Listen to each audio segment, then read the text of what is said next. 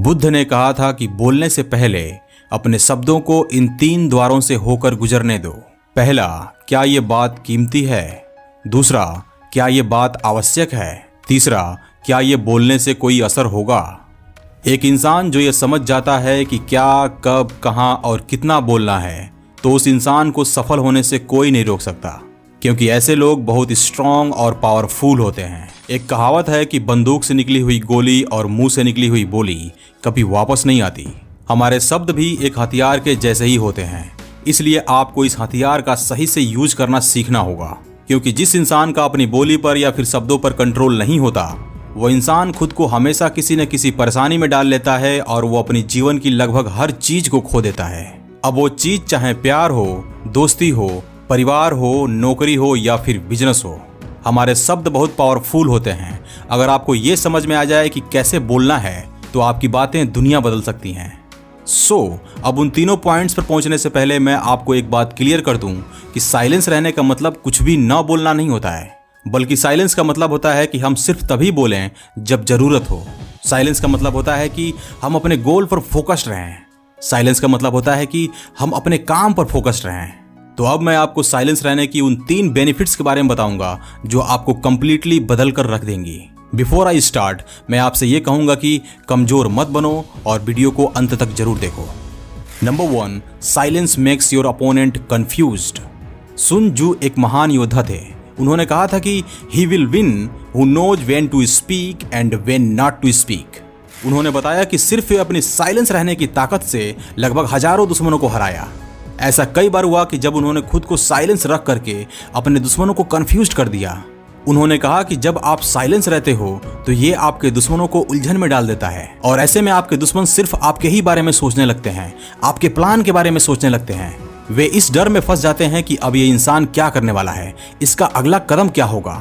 उनका ये डर उनको अपने लक्ष्य से भटका देता है, और इस तरह से सुन जू अपने प्लान को रहस्यमयी रख करके अपने दुश्मनों को डिस्ट्रैक्ट कर देते थे और उस डिस्ट्रैक्शन का फायदा उठाते थे, और अंत में युद्ध उनके हाथ में होता था। Number 2, silence build laser focused.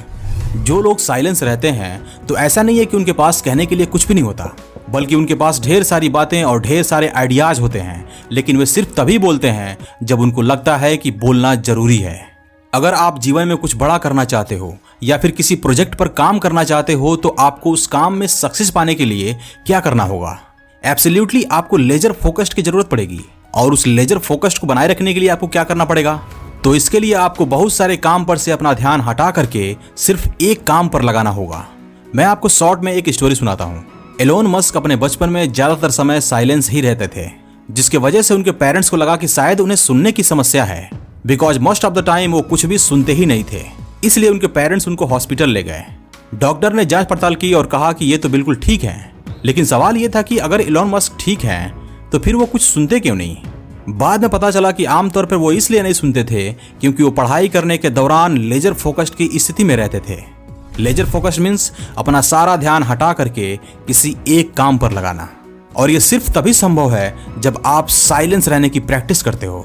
Number 3, silence build strength. हम में से बहुत सारे लोग साइलेंस होने से डरते हैं, क्योंकि हम चाहते हैं कि हमारे बारे में भी अच्छी बातें हों, हमें भी लोग देखें, हमें भी पसंद करें और हमें भी प्यार करें। भले ही कहने के लिए कोई कुछ भी कहे, लेकिन हम सभी लोग दूसरों का अटेंशन पाना चाहते हैं। हम सभी खुद को दिखाना चाहते हैं। हम हमेशा ये चाहते हैं कि ये दुनिया हमें एक खास इंसान के रूप में देखे, ये दुनिया हमें एक अच्छे इंसान के रूप में देखे, और इसीलिए दूसरे लोगों का ओपिनियन का असर हमारे ऊपर पड़ता है। जैसे जब लोगों की राय हमारे बारे में अच्छा होता है तो हम अच्छा फील करते हैं, लेकिन जब उनकी राय हमारे बारे में बुरा होता है तो हम बुरा फील करते हैं। अब इस बुरी फीलिंग्स या फिर बुरे एहसास को कम करने के लिए हम कुछ ऐसा खोजने लगते हैं जो ऑलरेडी हमारे पास है, और वो चीज है साइलेंस। जब तक आप इस डिस्ट्रैक्शन से हट करके साइलेंस नहीं होते, तब तक आप खुद की वैल्यू को समझ नहीं पाते। जब आप शांत रहते हो और अपना सारा ध्यान अपने सांसों पर एकाग्र करते हो और खुद की अच्छी क्वालिटी की तरफ देखना शुरू करते हो, तो मात्र इतना ही करने से आपको यह एहसास होता है कि आप कितने वैल्यूएबल इंसान हो। देखो दोस्तों, इसकी कोई जरूरत नहीं है कि लोग आपको बताएं कि आप कौन हो, आपकी क्षमताएं कितनी हैं, आप क्या क्या कर सकते हो या फिर आप क्या नहीं कर सकते हो। एक्चुअली इसके पीछे एक साइकोलॉजी है कि लोग किसी के बारे में अपनी पर्सपेक्टिव के हिसाब से ही बोल पाते हैं।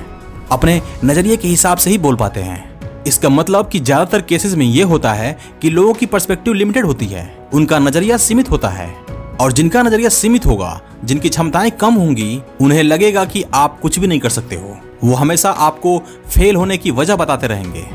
अब हमें क्या करना चाहिए? देखो, लोगों की बातों पर कोई भी रिएक्ट करने के बजाय अगर हम खुद को साइलेंस रखें तो हमें अपने अंदर की आवाज सुनाई देती है, जो एक्चुअली में हमें यह बताती है कि हम स्पेशल हैं, हम कैपेबल हैं और हमारे अंदर कुछ बड़ा करने की क्षमता है। और ये सारी फीलिंग्स, सारी बातें आती हैं साइलेंस रहने से, मात्र साइलेंस रहने से।